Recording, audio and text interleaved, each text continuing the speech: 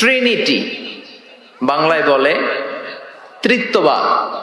খ্রিস্টানরা 3 খোদায় বিশ্বাসী, আর আমরা কয় খোদায় বিশ্বাসী? এক খোদায়। খ্রিস্টানরা বলে আল্লাহ হচ্ছে একজন প্রভু, ঈসা আলাইহিস সালাম হচ্ছে দ্য সন অফ গড, আল্লাহর ছেলে। নাউজুবিল্লাহ পড়েন। আবার জিব্রাইল আলাইহিস সালামকেও আরেক খোদা মানে, তারা ওনাকে বলে দ্য হোলি স্পিরিট।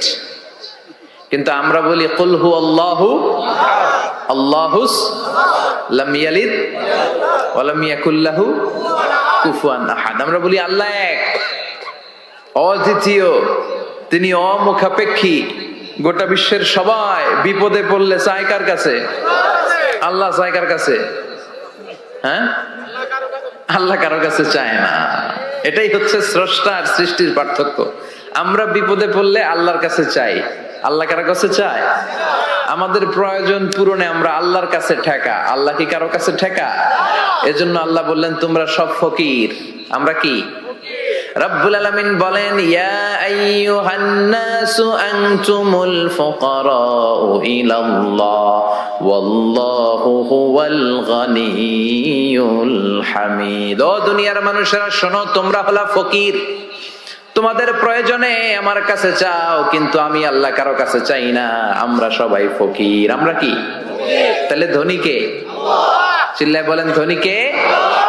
উনি কারো কাছে হাত পাততে হয় না, সবাই ওনার কাছে হাত পাতে। এজন্য আমরা ফকির, উনি হচ্ছেন ধনী।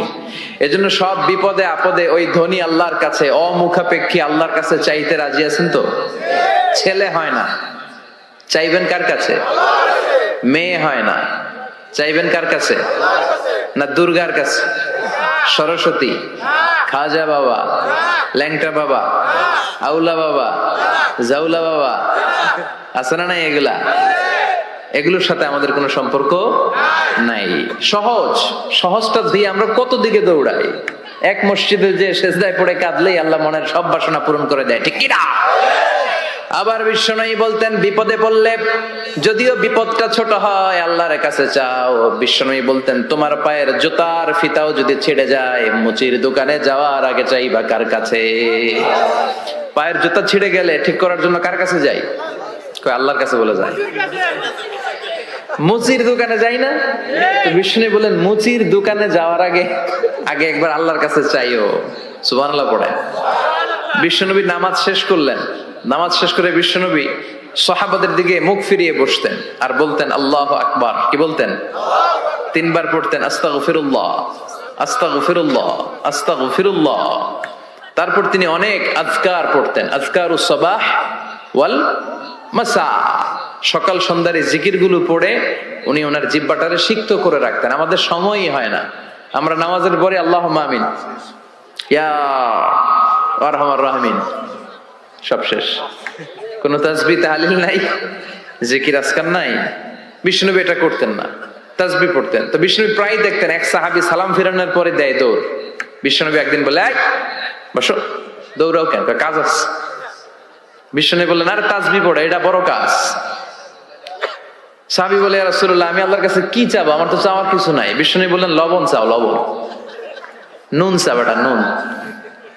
লবণটাও আল্লাহর কাছে চাইতে বলেছে। সুবহানাল্লাহ পড়বেন না? এজন্য বিপদে আপদে কার কাছে যাব? ছেলে হয় না, কে দিবে?